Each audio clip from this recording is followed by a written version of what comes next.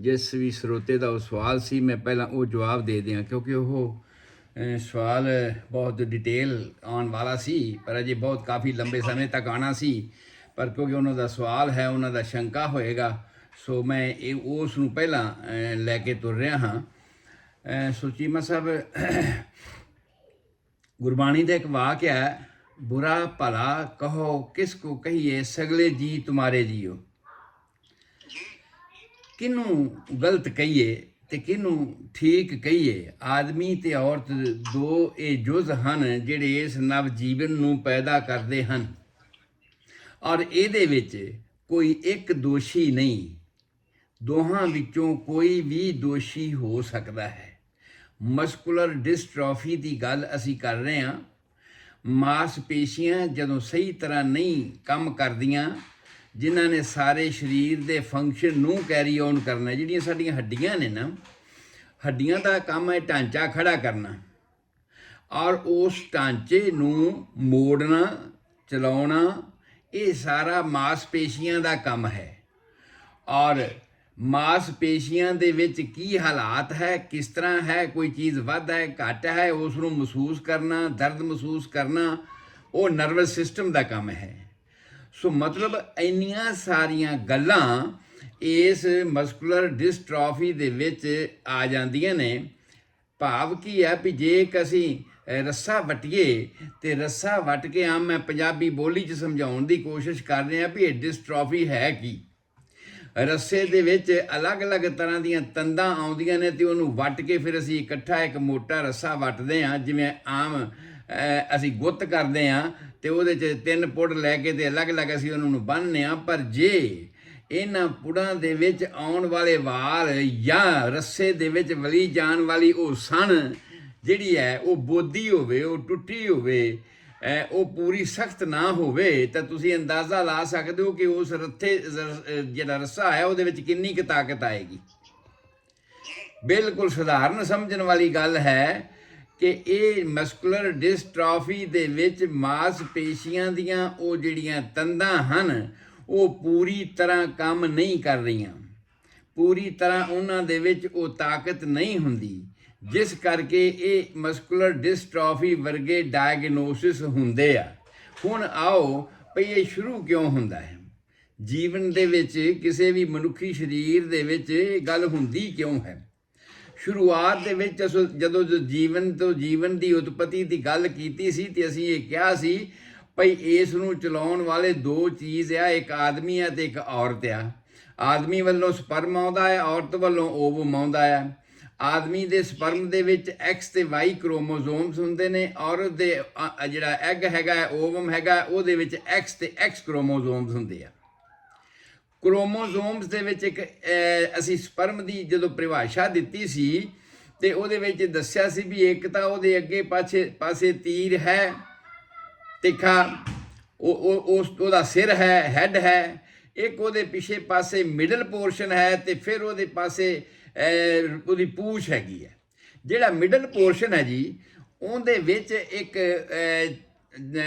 ਅੰਗ ਕਹਿ ਲਓ ਜਾਂ ਇੱਕ ਪਾਰਟ ਕਹਿ ਲਓ ਉਸ ਚੀਜ਼ ਦਾ, ਜਿਹੜਾ ਕਿ ਉਹਦੀ ਸ਼ਕਤੀ ਨੂੰ ਬਣਾਈ ਰੱਖਦਾ ਆ, ਉਸ ਨੂੰ ਅਸੀਂ ਕਹਿੰਦੇ ਹਾਂ ਮਾਈਟੋਕੌਂਡਰੀਆ। ਇੱਕ ਐਸਾ ਤੱਤ, ਜਿਸ ਤਰ੍ਹਾਂ ਤੁਸੀਂ ਇਹ ਕਹਿ ਲਓ ਵੀ ਬੰਦੂਕ ਦੇ ਵਿੱਚ ਗੋਲੀ ਹੁੰਦੀ ਹੈ ਨਾ, ਤੇ ਗੋਲੀ ਦੇ ਪਿਛਲੇ ਪਾਸੇ ਬਰੂਦ ਭਰਿਆ ਹੁੰਦਾ ਆ, ਅਗਲੇ ਪਾਸੇ ਤੇ ਸ਼ਰਰੇ ਹੁੰਦੇ ਨੇ, ਬਰੂਦ ਪਿਛਲੇ ਪਾਸੇ ਹੁੰਦਾ ਹੈ ਤੇ ਉਹਦੇ ਪਿਛਲੇ ਪਾਸੇ ਚੋਟ ਲੱਗਦੀ ਹੈ ਤੇ ਬਰੂਦ ਫਟਦਾ ਹੈ ਤੇ ਸ਼ਰਰੇ ਅੱਗੇ ਜਾ ਕੇ ਵੱਜਦੇ ਆ। ਠੀਕ ਇਸੇ ਤਰ੍ਹਾਂ ਹੀ ਸਪਰਮ ਦੇ ਵਿੱਚ ਇਹ ਕਹਾਣੀ ਹੁੰਦੀ ਹੈ ਕਿ ਜਿਹੜਾ ਉਹ ਵਿਚਕਾਰਲਾ ਮਿਡਲ ਪੋਰਸ਼ਨ ਹੈ, ਧੌਣ ਵਾਲਾ ਪੋਰਸ਼ਨ ਹੈ, ਉਹਦੀ ਨੈਕ ਜਿਹਨੂੰ ਕਹਿ ਸਕਦੇ ਹਾਂ, ਉਹਦੇ ਵਿੱਚ ਇੱਕ ਚੀਜ਼ ਹੁੰਦੀ ਹੈ, ਉਹਨੂੰ ਕਹਿੰਦੇ ਮਾਈਟੋਕੌਂਡਰੀਆ। ਉਹ ਸਾਰੇ ਦੇ ਸਾਰੇ ਸੈੱਲ, ਜਿੰਨੀ ਸਾਡੀ ਬਾਡੀ ਬਣੀ ਹੋਈ ਹੈ, ਸਾਰੀ ਸੈੱਲਾਂ ਦੀ ਬਣੀ ਹੋਈ ਹੈ, ਔਰ ਹਰੇਕ ਸੈੱਲ ਦੇ ਵਿੱਚ ਉਹਦਾ ਇੱਕ ਨਾਰਮਲ ਕੰਟੈਂਟ। ਸਾਰੇ ਸੱਜਣ ਅੱਜ ਕੱਲ੍ਹ ਪੜ੍ਹੇ ਲਿਖੇ ਸਾਰੇ ਜਾਣਦੇ ਆ ਕਿ ਸੈੱਲ ਜਿਹੜਾ ਆ ਇੱਕ ਕੰਪੈਕਟ ਬਾਡੀ ਹੈ ਤੇ ਉਸ ਕੰਪੈਕਟ ਬਾਡੀ ਦੇ ਵਿੱਚ ਇੱਕ ਨਿਊਕਲੀਅਸ ਹੁੰਦਾ ਆ, ਔਰ ਫਿਰ ਉਹਦੇ ਉੱਪਰ ਕਵਰ ਚੜਿਆ ਹੁੰਦਾ ਆ, ਉਹਦੇ ਅੰਦਰ ਪ੍ਰੋਟੋਪਲਾਜ਼ਮ ਹੁੰਦਾ ਆ। ਫਿਰ ਐਜ਼ ਏ ਹੋਲ ਜੋ ਸੈੱਲ ਬਣਦਾ ਆ ਉਹਨੂੰ ਅਸੀਂ ਸਾਈਟੋਪਲਾਜ਼ਮ ਕਹਿੰਦੇ ਆ। ਉਸ ਸਾਈਟੋਪਲਾਜ਼ਮ ਦੇ ਵਿੱਚ ਬਹੁਤ ਸਾਰੀਆਂ ਚੀਜ਼ਾਂ ਭਰੀਆਂ ਹੁੰਦੀਆਂ ਨੇ, ਜਿਹਨੂੰ ਅਸੀਂ ਕਹਿੰਦੇ ਆ ਆਰਗੈਨਲਸ। ਆਰਗੈਨਲਸ ਦੇ ਵਿੱਚੋਂ ਹੀ ਇੱਕ ਆਰਗੈਨਲ ਹੈ ਮਾਈਟੋਕੌਂਡਰੀਆ।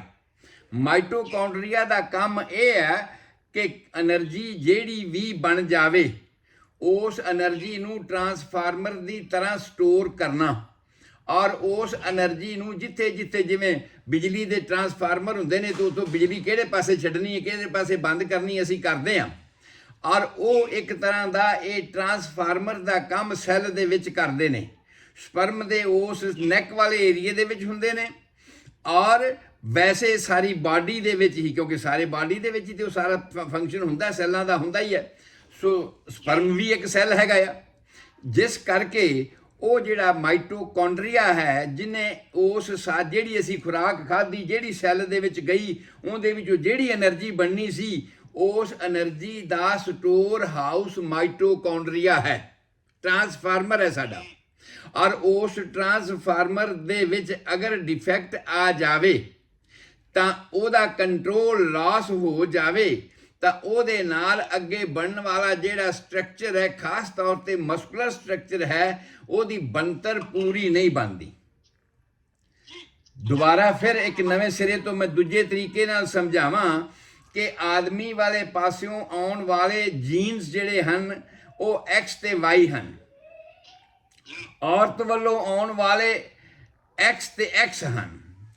ਇਹ ਜੀਨਸ ਹਨ ਜਿਹੜੇ ਦੋ ਮਾਂ ਤੇ ਬਾਪ ਵੱਲੋਂ ਆ ਕੇ ਰਲ ਕੇ ਨਵੇਂ ਜੀਵਨ ਦੇ ਵਿੱਚ ਸ਼ਮੂਲੀਅਤ ਕਰਦੇ ਨੇ, ਤੇ ਉਹਨਾਂ ਦੇ ਵਿੱਚੋਂ ਜਿਹੜੇ ਤਾਕਤਵਰ ਹੁੰਦੇ ਨੇ ਉਹ ਆਪਸ ਵਿੱਚ ਮਿਲਾਪ ਕਰਦੇ ਆ। ਪਰ ਕੁਦਰਤ ਦੇ ਕਿਸੇ ਨਿਯਮ ਦੇ ਕਰਕੇ, ਕਿਸੇ ਕਮੀ ਪੇਸ਼ੀ ਦੇ ਕਰਕੇ, ਅਗਰ ਇਹਨਾਂ ਦੇ ਵਿੱਚੋਂ ਮਿਲਾਪ ਕਰਨ ਵਾਲੇ ਚਾਹੇ ਔਰਤ ਵਿੱਚ ਹੋਣ XX ਹੋਣ, ਚਾਹੇ ਆਦਮੀ ਦੇ ਵਿੱਚ ਹੋਣ XY ਹੋਣ, ਅਗਰ ਉਹ ਮਿਲਣ ਵਾਲੇ XX ਜੈਨੇਟਿਕ ਕਰੈਕਟਰ ਦੇ ਜਿਹੜੇ ਜੀਨਸ ਹਨ ਉਹ ਨਾਰਮਲ ਨਹੀਂ, ਜਿਵੇਂ ਮੈਂ ਸਟਾਰਟਿੰਗ ਦੇ ਵਿੱਚ ਦੱਸਿਆ ਕਿ ਰੱਸੀ ਦੇ ਵਿੱਚ ਜਿਹੜੀਆਂ ਤੰਦਾਂ ਬੋਦੀਆਂ ਹੋ ਜਾਣ ਤੇ ਅੱਗੇ ਰੱਸਾ ਮਜ਼ਬੂਤ ਨਹੀਂ ਬਣੇਗਾ, ਗੁੱਤ ਦੇ ਵਿੱਚੋਂ ਵਾਲ ਵਿੱਚੋਂ ਟੁੱਟੇ ਹੋਣ ਤੇ ਗੁੱਤ ਮਜ਼ਬੂਤ ਨਹੀਂ ਹੋਏਗੀ। ਠੀਕ ਇਸੇ ਤਰ੍ਹਾਂ ਹੀ ਜਦੋਂ ਇਹ ਡਿਫੈਕਟਿਵ ਜੀਨ X ਜੀਨ, ਕਿਉਂਕਿ ਆਦਮੀ ਕੋਲ ਵੀ X ਹੈਗਾ ਹੈ ਔਰ Y ਵੀ ਹੈਗਾ ਆ, ਔਰ ਔਰਤ ਕੋਲ ਤੇ ਦੋਵੇਂ ਹੈ ਹੀ XX ਨੇ, ਜੇ ਇਹਨਾਂ ਦੇ ਵਿੱਚੋਂ ਕੋਈ ਡਿਫੈਕਟਿਵ ਜੀਨ ਮਿਲਾਪ ਕਰਦਾ ਹੈ, ਡਿਫੈਕਟਿਵ ਜੀਨ ਕਹਿਣ ਤੋਂ ਭਾਵੇਂ ਆ ਵੀ ਜਿਵੇਂ X ਹੁੰਦਾ ਹੈ ਕਿ ਨਹੀਂ, ਇਹਦੀ ਸ਼ਕਲ X ਵਰਗੀ ਸਮਝ ਲਓ, ਪਰ ਜੇ ਕਿਸੇ ਦੀ ਸ਼ਕਲ X ਵਰਗੀ ਨਾ ਹੋ ਕੇ K ਵਰਗੀ ਹੋ ਜਾਵੇ, ਜੇ ਕਿਸੇ ਹੋਰ L ਵਰਗੀ ਸ਼ਕਲ ਹੋ ਜਾਵੇ, ਮੇਰੇ ਕਹਿਣ ਤੋਂ ਭਾਵ ਜਦੋਂ ਇਹ ਜੀਨਸ ਡਿਫੈਕਟਿਵ ਹੋ ਜਾਣਗੇ, ਅੱਗੇ ਵਾਲੀ ਜਿਹੜੀ ਬਣਤਰ ਹੈ ਉਹ ਬਣਤਰ ਦੇ ਵਿੱਚ ਡਿਫੈਕਟ ਆ ਜਾਵੇਗਾ, ਤੇ ਜੈਨੇਟਿਕ ਤੌਰ ਤੇ ਇਹ ਡਿਫੈਕਟ ਜਿਹੜਾ ਹੈ ਜ਼ਿਆਦਾਤਰ ਮਸਕੂਲਰ ਸਟਰਕਚਰ ਦੇ ਵਿੱਚ ਸਾਨੂੰ ਸ਼ੋ ਕਰਦਾ ਆ।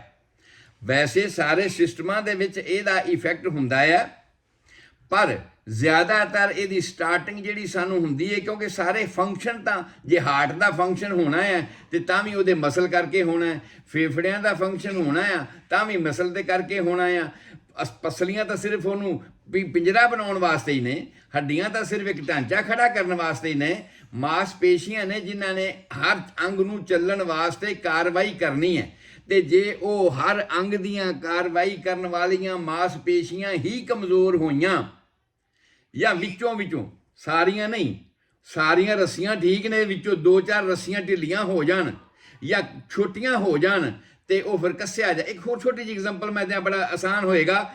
ਆਮ ਸਾਡੀ ਪੈਂਟ ਦੇ ਵਿੱਚੋਂ ਕੋਈ ਧਾਗਾ ਟੁੱਟ ਜਾਂਦਾ ਹੈ ਨਾ, ਤੇ ਅਸੀਂ ਉਸ ਧਾਗੇ ਨੂੰ ਖਿੱਚ ਦਈਏ ਤੇ ਸਾਡੀ ਪੈਂਟ ਸਾਰੀ ਇਕੱਠੀ ਹੋ ਜਾਂਦੀ ਆ, ਇਕੱਠੀ ਹੋ ਜਾਂਦੀ ਨਾ।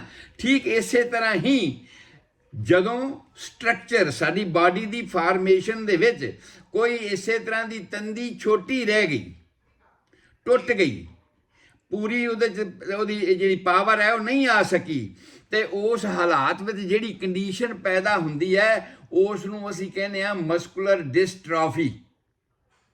ਔਰ ਇਹ ਜਿਹੜੀ ਮਸਕੂਲਰ ਡਿਸਟ੍ਰਾਫੀ ਹੈ ਇਹਦੀਆਂ ਹੁਣ ਤੱਕ ਵੱਖ-ਵੱਖ ਕਿਸਮਾਂ ਵੇਖੀਆਂ ਨੇ, ਕਿ ਕੋਈ ਕਿਸੇ ਖਾਸ ਅੰਗ ਦੇ ਵਿੱਚ ਹੁੰਦੀ ਹੈ, ਕੋਈ ਐਜ਼ ਏ ਹੋਲ ਸਿਸਟਮ ਦੇ ਵਿੱਚ ਹੁੰਦੀ ਹੈ, ਕੋਈ ਕਿਸੇ ਥਾਂ ਤੇ ਕੋਈ ਕਿਸੇ ਥਾਂ ਹੁੰਦੀ ਹੈ।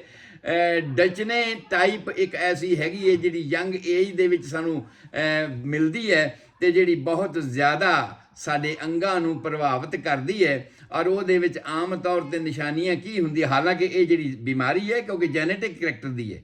ਜੈਨੇਟਿਕ ਕਰੈਕਟਰ ਕਹਿਣ ਤੋਂ ਭਾਵ ਹੀ ਇਹ ਹੋ ਜਾਂਦਾ ਕਿ ਜਦੋਂ ਬੱਚਾ ਪੈਦਾ ਹੁੰਦਾ ਹੈ ਉਦੋਂ ਇਹ ਇਹਦੇ ਨਾਲ ਹੀ ਆ ਜਾਂਦੀ ਹੈ, ਕਿਉਂਕਿ ਪਹਿਲੇ ਹਾਲਾਤ ਦੇ ਵਿੱਚ ਜਦੋਂ ਬੱਚਾ ਜੇ ਛੋਟਾ ਹੁੰਦਾ ਹੈ, ਜੇ ਬੱਚਾ ਉਲਟੀ ਵੀ ਕਰ ਦਿੰਦਾ ਆ, ਜੇ ਬੱਚਾ ਕੋਈ ਚੀਜ਼ ਹਜਮ ਨਹੀਂ ਵੀ ਕਰਦਾ, ਜੇ ਬੱਚਾ ਪਿਆ ਰਹਿੰਦਾ ਮੰਜੇ ਤੇ ਹਿਲਦਾ ਜੁਲਦਾ ਹੀ ਨਹੀਂ ਹੈਗਾ, ਤੇ ਅਸੀਂ ਆਨੇ ਕੋਈ ਨਹੀਂ ਛੋਟਾ ਹੈ, ਜਦੋਂ ਵੱਡਾ ਹੋਵੇਗਾ ਐਕਟੀਵਿਟੀ ਕਰਨ ਲੱਗ ਜਾਏਗਾ। ਪਰ ਸਾਰੇ ਬੱਚੇ ਤੇ ਐਵੇਂ ਨਹੀਂ ਕਰਦੇ ਨਾ, ਸਾਰੇ ਬੱਚੇ ਤੇ ਇੰਨੇ ਸੁਸਤ ਨਹੀਂ ਹੁੰਦੇ ਨਾ। ਤਾਂ ਮਤਲਬ ਕੀ ਹੈ, ਸਾਈਨ ਐਂਡ ਸਿੰਪਟਮ ਸਾਨੂੰ ਉਦੋਂ ਦਿਖਾਈ ਦੇਣੇ ਸ਼ੁਰੂ ਹੋ ਜਾਂਦੇ ਨੇ, ਪਰ ਅਸੀਂ ਉਹਨਾਂ ਨੂੰ ਇਗਨੋਰ ਕਰ ਦਿੰਦੇ ਹਾਂ ਕਿ ਭਾਈ ਇਹ ਸਿੰਪਟਮ ਬਚਪਨ ਦੇ ਕਰਕੇ ਹੋ ਸਕਦੇ ਨੇ, ਜਿਸ ਕਰਕੇ ਇਹ ਬੱਚਾ ਹਿਲਦਾ ਜੁਲਦਾ ਘੱਟ ਹੈ।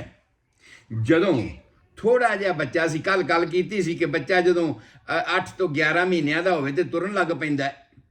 ਲੇਟ ਤੁਰੇਗਾ ਤੇ 13 ਮਹੀਨਿਆਂ ਦਾ ਤੁਰ ਪਏਗਾ, ਪਰ ਜੇ 13 ਮਹੀਨਿਆਂ ਦਾ ਵੀ ਨਹੀਂ ਤੁਰਦਾ, ਔਰ ਜੇ ਤੁਰਦਾ ਵੀ ਹੈ ਤੇ ਡਿੱਗ ਪੈਂਦਾ ਆ, ਮੰਜੇ ਤੋਂ ਛੇਤੀ ਉੱਠ ਨਹੀਂ ਸਕਦਾ। ਤੁਰਨ ਲੱਗਿਆ ਵੀ ਬਹੁਤ ਸੋਚ ਕੇ ਹੱਥ ਪਾ ਕੇ ਸਾਨੂੰ ਲੱਗਦਾ ਵੀ ਪੂਰੀ ਇਹਦੀ ਐਕਟੀਵਿਟੀ ਨਹੀਂ ਹੈਗੀ।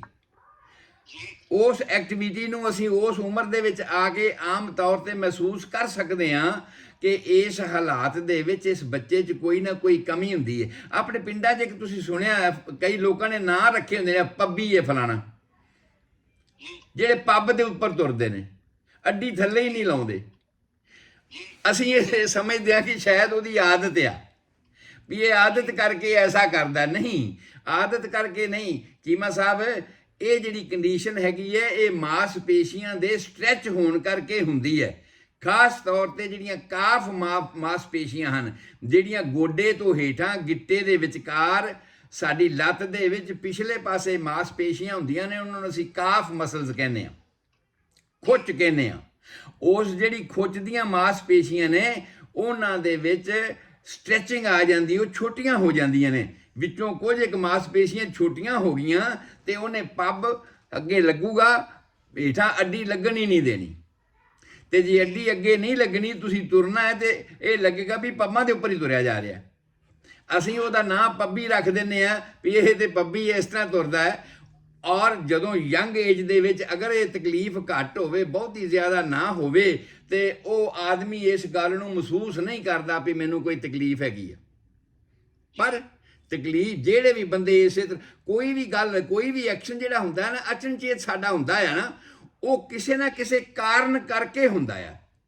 ਜੇ ਸਾਨੂੰ ਉਹਦੀ ਬਹੁਤੀ ਤਕਲੀਫ ਨਹੀਂ ਤੇ ਅਸੀਂ ਇਗਨੋਰ ਕਰ ਦਿੰਦੇ ਹਾਂ ਵੀ ਨਹੀਂ ਯਾਰ ਕੋਈ ਗੱਲ ਨਹੀਂ, ਫਿਰ ਕੀ ਹੈ, ਪੱਬੀ ਦੀ ਆਦਤ ਹੀ ਐਵੇਂ ਪੱਬਾਂ ਤੇ ਤੁਰਨ ਦੀ। ਲੇਕਿਨ ਇਹੋ ਜਿਹੀਆਂ ਗੱਲਾਂ ਸਟਾਰਟਿੰਗ ਦੇ ਵਿੱਚ ਇਹ ਮਸਕੂਲਰ ਡਿਸਟ੍ਰੋਫੀ ਦੇ ਕਰਕੇ ਹੀ ਹੁੰਦੀਆਂ ਨੇ। ਪਹਿਲੀ ਗੱਲ ਆਪਾਂ ਇਹ ਕੀਤੀ ਵੀ ਇਹ ਜੈਨੇਟਿਕ ਕਰੈਕਟਰ ਤੋਂ ਆਉਂਦੀ ਹੈ। ਜਦੋਂ ਐਕਸ ਕ੍ਰੋਮੋਜ਼ੋਮਸ ਡਿਫੈਕਟਿਵ ਹੋਵੇ, ਚਾਹੇ ਉਹ ਮਾਂ ਵੱਲੋਂ ਆਇਆ ਹੋਵੇ ਚਾਹੇ ਉਹ ਪਿਓ ਵੱਲੋਂ ਆਇਆ ਹੋਵੇ, ਉਸ ਦੇ ਕਰਕੇ ਅੱਗੇ ਦੀ ਡਿਵੈਲਪਮੈਂਟ ਦੇ ਵਿੱਚ ਇਹ ਹੋਣਾ ਸ਼ੁਰੂ ਹੋ ਜਾਂਦਾ ਹੈ ਕਿ ਮਾਸਪੇਸ਼ੀਆਂ ਦੀਆਂ ਰੱਸੀਆਂ ਛੋਟੀਆਂ ਹੋ ਜਾਂਦੀਆਂ ਨੇ। ਗਰੁੱਪ ਆਫ ਡਿਜ਼ੀਜ਼ਸ ਹੈ ਇਹਨੂੰ। ਵੈਸੇ ਤਾਂ ਮਸਕੂਲਰ ਡਿਸਟ੍ਰੋਫੀ ਇੱਕੋ ਹੀ ਗੱਲ ਆ, ਪਰ ਮਸਕੂਲਰ ਡਿਸਟ੍ਰੋਫੀ ਦੀਆਂ ਅਲੱਗ-ਅਲੱਗ ਬ੍ਰਾਂਚਾਂ ਹੋ ਗਈ। ਜਿਵੇਂ ਮੈਂ ਪੱਬੀ ਦੀ ਗੱਲ ਕਰੀ ਹੈ, ਜਿਵੇਂ ਬੱਚੇ ਦਾ ਉੱਠਣਾ ਤੇ ਡਿੱਗ ਪੈਣਾ ਆ, ਉਹਦੇ 'ਚ ਉਨੀ ਐਕਟੀਵਿਟੀ ਨਹੀਂ, ਛੇਤੀ ਨਹੀਂ ਉੱਠ ਰਿਹਾ, ਉਹ ਅਲੱਗ-ਅਲੱਗ ਸਿੰਪਟਮ ਹੋ ਗਏ। ਸੋ ਮਾਸਪੇਸ਼ੀਆਂ ਦੀ ਵੀਕਨੈਸ ਹੁੰਦੀ ਹੈ।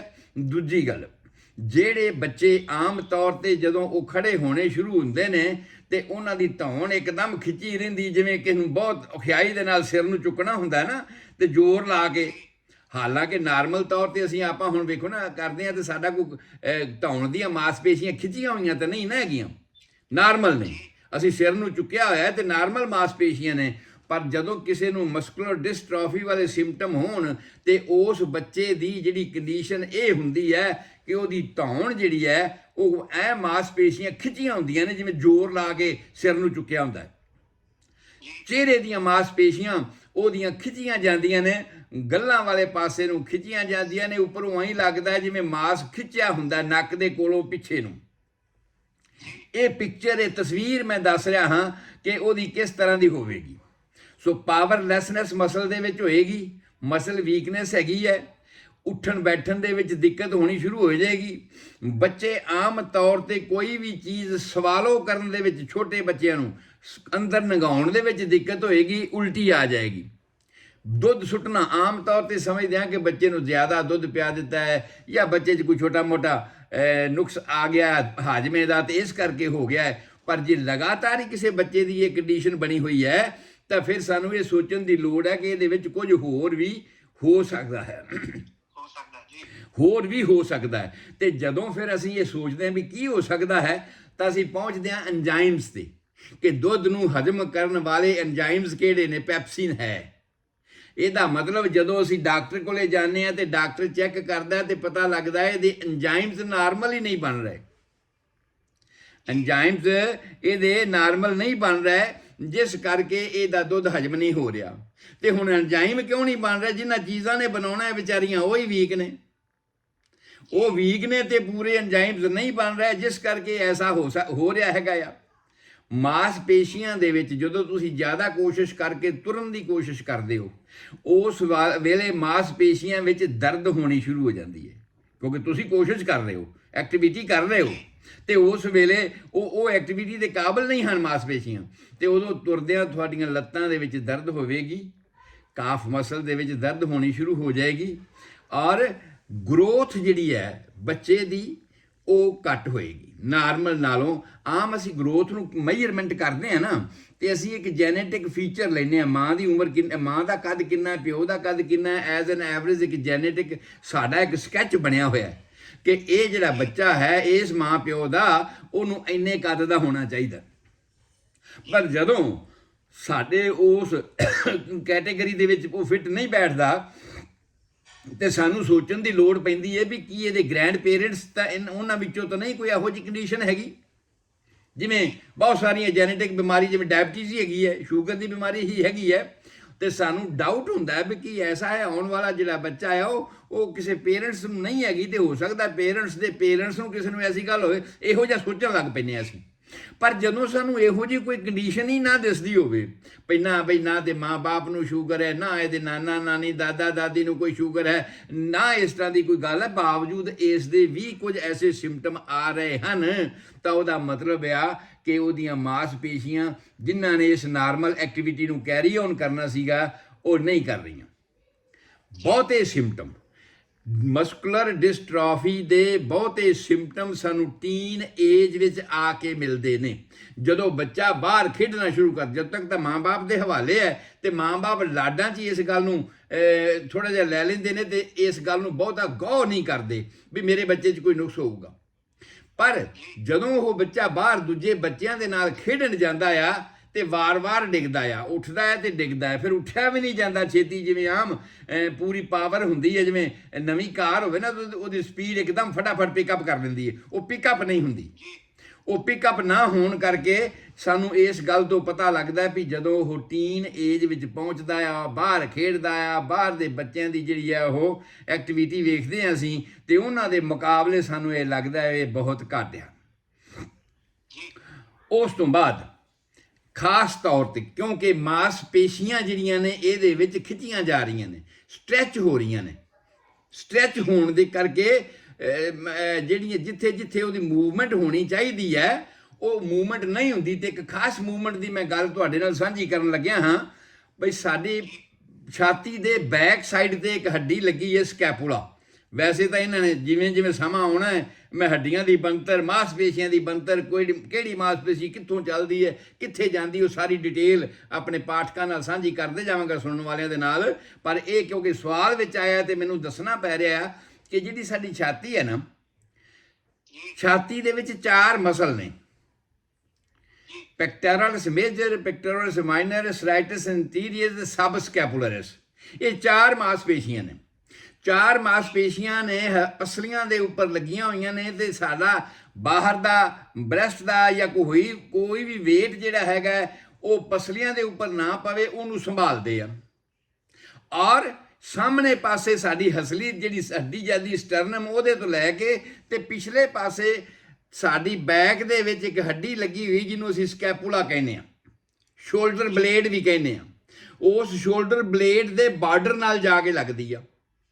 ਔਰ ਸ਼ੋਲਡਰ ਬਲੇਡ ਦੇ ਬਾਰਡਰ ਨਾਲ ਜਦੋਂ ਲੱਗਦੀ ਹੈ ਤੇ ਉਹ ਹੁਣ ਸਾਨੂੰ ਜੇ ਅਸੀਂ ਆਪਣਾ ਹੱਥ ਲਾ ਕੇ ਵੇਖੀਏ ਪਸਲੀਆਂ ਦੇ ਸਾਈਡ ਤੇ ਸਾਨੂੰ ਕੁਝ ਦਿਖਾਈ ਨਹੀਂ ਦਿੰਦਾ ਵੀ ਕੁਝ ਐਕਸਟਰਾ ਚੀਜ਼ ਹੋਵੇ, ਪਸਲੀਆਂ ਹੀ ਦਿਖਾਈ ਦਿੰਦੀਆਂ ਨੇ।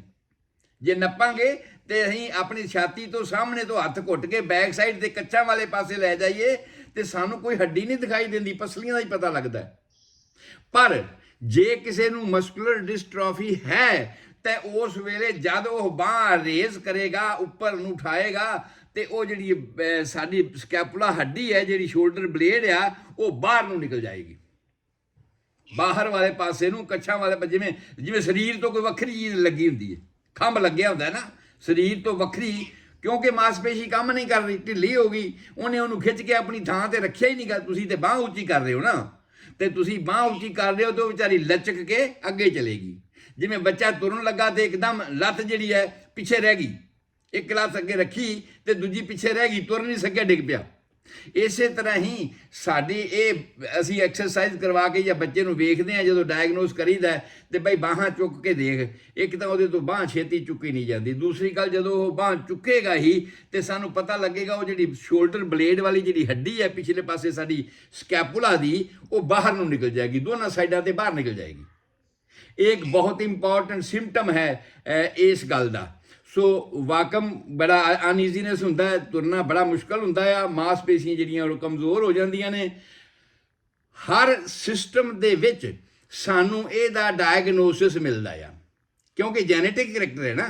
ਜੈਨੇਟਿਕ ਦਾ ਮਤਲਬ ਹੈ ਵੀ ਸਾਡੀਆਂ ਉਹਨਾਂ ਇੱਟਾਂ ਦੇ ਵਿੱਚ ਹੀ ਫਰਕ ਪੈ ਗਿਆ ਜਿਨ੍ਹਾਂ ਨਾਲ ਅਸੀਂ ਘਰ ਬਣਾਇਆ, ਤੇ ਜੇ ਇੱਟਾਂ ਦੇ ਵਿੱਚ ਹੀ ਫਰਕ ਪੈ ਗਿਆ ਤਾਂ ਉਹਨੇ ਹਰ ਥਾਂ ਤੇ ਮਾਸਪੇਸ਼ੀਆਂ ਹੈਗੀਆਂ ਨੇ, ਹਾਰਟ ਨੂੰ ਕੰਟਰੋਲ ਕਰਨ ਵਾਲੀਆਂ ਮਾਸਪੇਸ਼ੀਆਂ ਨੇ, ਫੇਫੜਿਆਂ ਨੂੰ ਕੰਟਰੋਲ ਕਰਨ ਵਾਲੀਆਂ ਮਾਸਪੇਸ਼ੀਆਂ ਨੇ, ਕਿਡਨੀ ਨੂੰ ਕੰਟਰੋਲ ਕਰਨ ਵਾਲੀਆਂ ਮਾਸਪੇਸ਼ੀਆਂ ਨੇ, ਹਰ ਅੰਗ ਨੂੰ ਕੰਟਰੋਲ ਕਰਨ ਵਾਲੀਆਂ ਮਾਸਪੇਸ਼ੀਆਂ ਨੇ। ਤੇ ਜੇ ਮਾਸਪੇਸ਼ੀਆਂ ਵਿਚਾਰੀਆਂ ਉਹਨਾਂ ਦੀਆਂ ਤੰਦਾਂ ਟੁੱਟੀਆਂ ਹੋਈਆਂ ਨੇ, ਸਾਡੀਆਂ ਇੱਟਾਂ ਹੀ ਪਿੱਲੀਆਂ ਲੱਗੀਆਂ ਹੋਈਆਂ ਨੇ, ਤੇ ਮਜ਼ਬੂਤੀ ਕਿੰਨੀ ਕੁ ਹੋਏਗੀ, ਉਹਦੀ ਸਟਰੈਂਥ ਕਿੰਨੀ ਕੁ ਹੋਏਗੀ। ਇਸ ਕਰਕੇ ਹੀ ਅਸੀਂ ਇਹ ਵੇਖਦੇ ਹਾਂ ਕਿ ਜਿਹੜਾ ਮਸਕੂਲਰ ਡਿਸਟ੍ਰੋਫੀ ਵਾਲਾ ਬੱਚਾ ਹੁੰਦਾ ਆ ਜਾਂ ਉਸ ਤੋਂ ਬਾਅਦ ਟੀਨ ਏਜ ਵਿੱਚ ਪਹੁੰਚ ਗਿਆ ਆ, ਉਹਦੀ ਹਾਰਟ ਦੀ ਬੀਟ ਨਾਰਮਲ ਨਹੀਂ ਰਹਿੰਦੀ।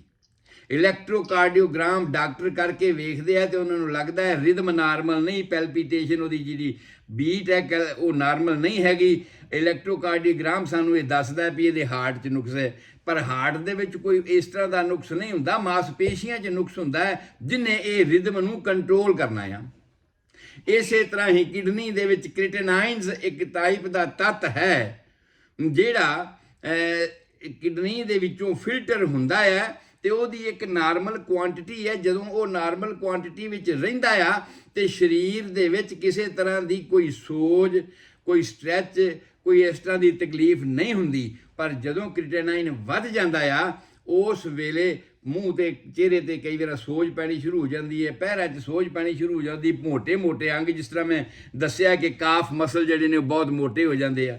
ਹਾਂਜੀ, ਸੋ ਉਹ ਕ੍ਰੀਟੇਨਾਈਨ ਜਦੋਂ ਅਸੀਂ ਚੈੱਕ ਕਰਦੇ ਹਾਂ ਉਸ ਵੇਲੇ ਉਹਦੇ ਵਿੱਚ ਵੀ ਇਸ ਚੀਜ਼ ਦਾ ਫਰਕ ਆ ਜਾਂਦਾ ਹੈਗਾ। ਸੋ ਸਟਾਰਟਿੰਗ ਦੇ ਵਿੱਚ ਅਸੀਂ ਵੇਖਿਆ ਕਿ ਇਹ ਜੈਨੇਟਿਕ ਕਰੈਕਟਰ ਦੀ ਬਿਮਾਰੀ ਹੈ। ਹੁਣ ਤੱਕ ਇਹਦੀਆਂ ਕਿਸਮਾਂ ਦੇ ਵਿੱਚੋਂ ਤਕਰੀਬਨ 34 ਕਿਸਮਾਂ ਡਾਕਟਰਾਂ ਨੇ ਆਇਡੈਂਟੀਫਾਈ ਕੀਤੀਆਂ ਨੇ, ਪਰ ਸਾਰੀਆਂ ਹੈ ਤਾਂ ਮਸਕੂਲਰ ਡਿਸਟ੍ਰੋਫੀ ਹੀ ਨਾ। ਸਟਾਰਟਿੰਗ ਦੇ ਵਿੱਚ ਬੱਚੇ ਦਾ ਦੁੱਧ ਸੁੱਟਣਾ, ਬੱਚੇ ਦਾ ਮੰਜੇ ਤੋਂ ਬਹੁਤਾ ਹਿਲਣਾ ਜੁਲਣਾ ਨਾ, ਜਦੋਂ ਰਿੜਨਾ ਤੁਰਨਾ, ਸਾਰੇ ਉਹਦੇ ਮਾਈਲਸਟੋਨ ਸਲੋ ਹੋਣੇ ਸ਼ੁਰੂ ਹੋ ਜਾਣੇ। ਜਦੋਂ ਸਾਰੀਆਂ ਐਕਟੀਵਿਟੀਆਂ ਸਲੋ ਹੋਣ ਉਮਰ ਦੇ ਮੁਤਾਬਕ, ਉਸ ਹਾਲਾਤ ਦੇ ਵਿੱਚ ਸਾਨੂੰ ਚੈੱਕ ਕਰਨ ਦੀ ਲੋੜ ਪੈਂਦੀ ਹੈ। ਜਾਂ ਬੱਚੇ ਨੇ ਰੋਂਦੇ ਰਹਿਣਾ, ਲੱਤਾਂ ਬਾਹਾਂ ਘੁੱਟੋ ਤੇ ਉਹਨੇ ਮਹਿਸੂਸ ਕਰਨਾ, ਹਾਲਾਂਕਿ ਬੁੱਢਿਆਂ ਨੂੰ ਤਾਂ ਲੋੜ ਪੈ ਜਾਂਦੀ, ਸਾਡੇ ਵਰਗੇ ਨੂੰ ਕੋਈ ਲੱਤਾਂ ਬਾਹਾਂ ਘੁੱਟਦੇ ਤੇ ਆਰਾਮ ਮਿਲਦਾ ਆ, ਪਰ ਜੇ ਬੱਚੇ ਦੀਆਂ ਲੱਤਾਂ ਬਾਹਾਂ ਘੁੱਟੋ ਤੇ ਉਹਨੂੰ ਆਰਾਮ ਮਿਲੇ ਤੇ ਇਹ ਸਮਝੋ ਵੀ ਮਸਕੂਲਰ ਡਿਸਟ੍ਰੋਫੀ ਵਾਲੀ ਗੱਲ ਹੈ। ਤੇ ਉਸ ਵੇਲੇ ਡਾਇਗਨੋਸਿਸ ਕਿਵੇਂ ਕਰਨਾ ਹੈ?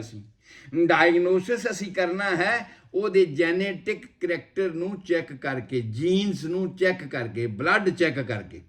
ਜਦੋਂ ਅਸੀਂ ਉਹਦਾ ਖੂਨ ਚੈੱਕ ਕਰਦੇ ਹਾਂ ਇਸ ਜੈਨੇਟਿਕ ਫੀਚਰ ਵਾਸਤੇ, ਤੇ ਸਾਨੂੰ ਪਤਾ ਲੱਗਦਾ ਹੈ ਕਿ ਭਾਈ ਉਹਦੇ ਕ੍ਰੋਮੋਜ਼ੋਮਸ ਜਿਹੜੇ ਨੇ ਉਹ ਨਾਰਮਲ ਫਾਰਮੇਸ਼ਨ ਵਿੱਚ ਨਹੀਂ ਹਨ, ਔਰ ਇਹਦਾ ਵਿਚਾਰੇ ਦਾ ਗੁਨਾਹ ਨਹੀਂ ਹੈ, ਇਹਦੀ ਕੋਈ ਗਲਤੀ ਨਹੀਂ ਹੈ, ਇਹ ਮਾਂ-ਬਾਪ ਵੱਲੋਂ ਆਈ ਹੋਈ ਗੱਲ ਹੈ।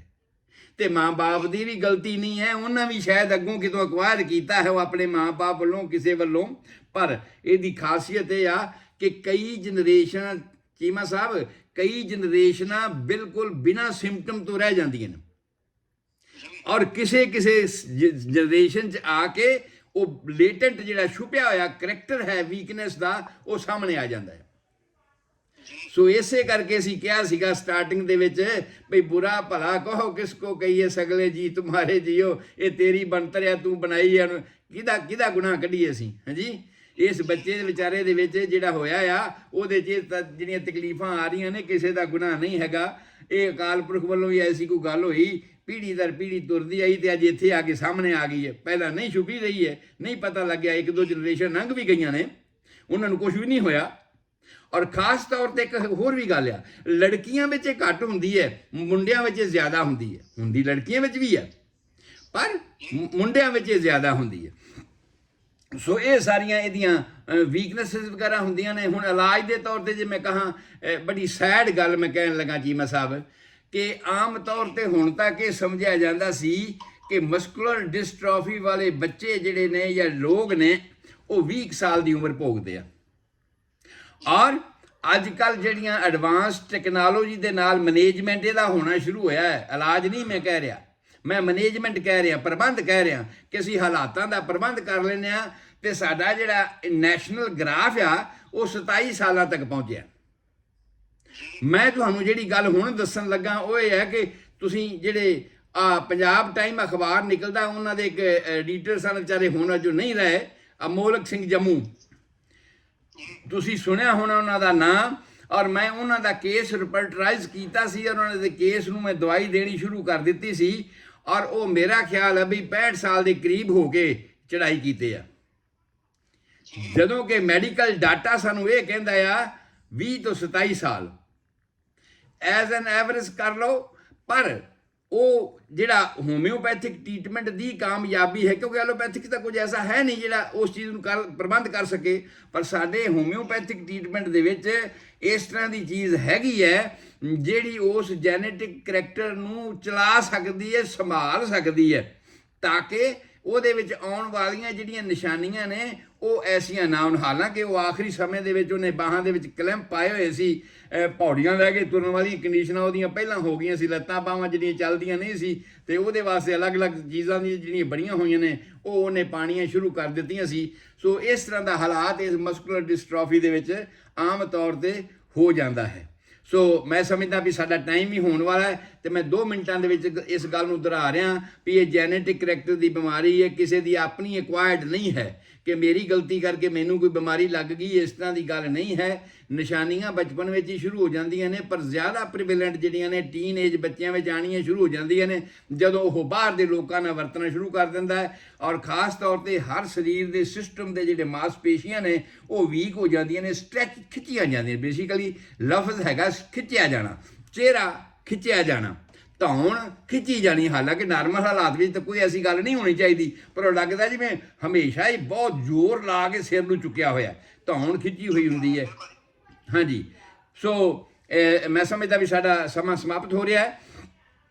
ਅਸੀਂ ਹਾਂਜੀ, ਸੋ ਅਸੀਂ ਕੱਲ੍ਹ ਨੂੰ ਆਪਦੇ ਰੂਟੀਨ ਦੇ ਪ੍ਰੋਗਰਾਮ 'ਤੇ ਜਿਹੜੀ ਅੱਗੇ ਦੀ ਡਿਵੈਲਪਮੈਂਟ ਸੀ ਬੱਚੇ ਦੀਆਂ ਬਿਮਾਰੀਆਂ, ਬੱਚਾ ਹੋ ਗਿਆ, ਬੱਚੇ ਨੂੰ ਵੈਕਸੀਨੇਸ਼ਨ ਅਸੀਂ ਲਗਵਾ ਦਿੱਤੇ, ਟਾਈਮ ਟੂ ਟਾਈਮ ਜਿਹੜਾ ਉਹਦਾ ਰੂਟੀਨ ਸੀ ਉਹ ਦੱਸ ਦਿੱਤਾ ਸੀਗਾ, ਤੇ ਟਾਈਮ ਟੂ ਟਾਈਮ ਰੂਟੀਨ ਦੱਸਣ ਤੋਂ ਬਾਅਦ ਹੁਣ ਅੱਗੇ ਚੱਲ ਕੇ ਕਿਹੜੀਆਂ ਬਿਮਾਰੀਆਂ ਨੇ, ਮੈਂ ਖਾਸ ਤੌਰ 'ਤੇ ਸਭ ਤੋਂ ਪਹਿਲਾਂ ਵਾਇਰਲ ਬਿਮਾਰੀਆਂ ਨੂੰ ਲਵਾਂਗਾ, ਜਿਵੇਂ ਸਾਡਾ ਕੋਵਿਡ ਵੀ ਵਾਇਰਲ ਹੈ।